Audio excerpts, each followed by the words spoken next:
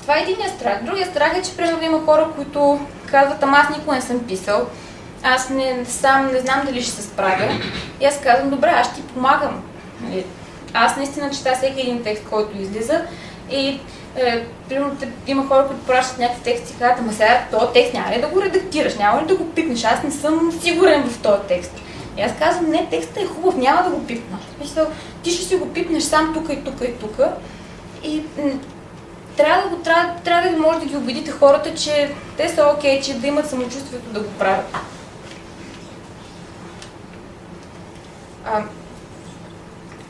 Най-важното нещо, според мен е, помните ли тази картинка, някои от вас, които отваряли блога? Хората имат нужда от принадлежност. Ако искате да са част от този проект, трябва да им дадете принадлежност. Трябва да ги накарате да се чувстват част от нещо, което е готино. В смисъл, аз се гордея с блога, защото блога е готин. Аз като отивам да кажа някой, искаш да пишеш в интелигентно, аз имам самочувствието да му кажа, пич, аз правя много готин блог. В смисъл, за теб е добре да пишеш в интелигентно, защото интелигентно има някакво име в блогосферата и знаеш, че хората ще кажат, верно ли си писал в интелигентно? Трябва да може да ги убедя, че това, което правите е нещо голямо, че има... Тази думичка се обърка нещо пред мен. Малко се повтаря. Трябва освен това проект, който правите, да ги накарате да има интересен и на тях и да е различен. Аз много се гордея, че интелигентно е един различен блог, като няма. Той не е личен. Много често питат хората, вие за какво пишете и аз не мога да кажа за какво пишем. Не казвам, ние сме един различен блог. Обаче блогът е много готин. И разбира се, трябва да им дадете свобода. Ако всичко това е емоционалното, трябва да го обобщиме, сигурно най-важното е да ги оставите да си пишат това, което искат, това, което ги вълнува.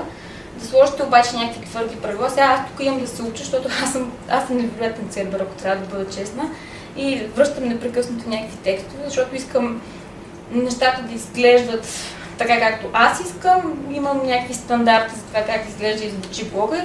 И в рамките на тия стандарти обаче съм дала пълна свобода всеки да си прави каквото си искам. Но това понякога е трудно, защото примерно аз като пишеш човек в работата си, знам, че аз пиша, над мен има още двама души, трима, които са редактори. В един момент, когато ти си пишеш човек, се примиряваш с мисълта, че не винаги това, което напишеш, то излиза така, както ти искаш. Не всички блогъри пишат професионално и понякога е много трудно да им обясниш защо това няма да го пуснеш, защото всеки си мисли, че това, което е написал и това, което е направил е супер готино и е много яко и то не трябва да се пипа въобще. Обаче това не е така. В смисъл, винаги има нещо, което трябва да се пипне. Долу. Да, накратко, Това приклачих ли си? Стримим. Добре, сега ще се навърна. Накратко, трябва да сте много готини, според мен.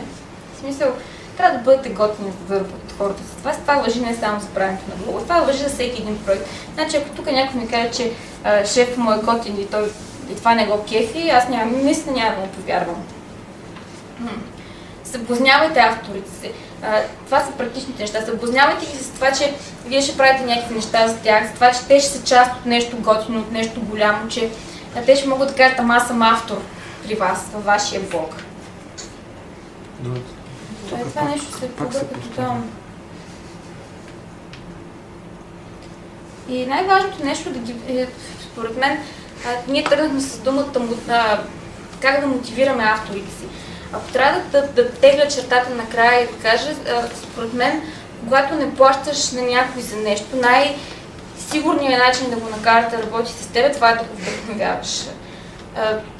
Когато човек е вдъхновен, а него му идва отвътре да работи по един проект, аз наистина сметам, че него не го интересува в крайна сметка колко му плащаш. Когато правих презентацията, се рових много назад и най-хубавата част беше, аз писах и в блога, че аз си спомних защо аз се занимавам с този проект. Аз се занимавам с интелигентно от 2002 година. Никога не съм взела 1 лев за тази работа. Посвещавам му в момента към 3 часа дневно. Преди съм му посвещавала и повече. винаги съм го правила това от 2002 насам, поради простата причина, че аз вярвам в този проект. И аз се гордея с него и аз наистина се чувствам вдъхновена. Аз никога не съм била мотивирана като в американската армия, дай да го направим. Аз съм била, винаги съм мотивирана до ден днешен да го правя заради нещо, което е конкретно на тази снимка, заради тия хора. Тези хора бяха мое семейство, когато аз дойдох да живея в София. Ние наистина живеехме заедно в един период, в моята квартира на пода. Всички. Голямата част, да. Не, ти си смееш, но наистина беше така. Никога през ума ми не ми е минавало дали ще ми плащат или не. Винаги съм се чувствала, винаги съм го правила, защото съм искала да го правя. Аз съм го правила, защото там е бил конкретният човек, който без да разбере как е успял да ме вдъхнови да го правя. Та накратко, да, вдъхновявайте хората и те ще работят с вас, независимо колко им плащате. Карайте ги да се чувстват част от нещо голямо и готино и ще са с вас. Благодаря ви.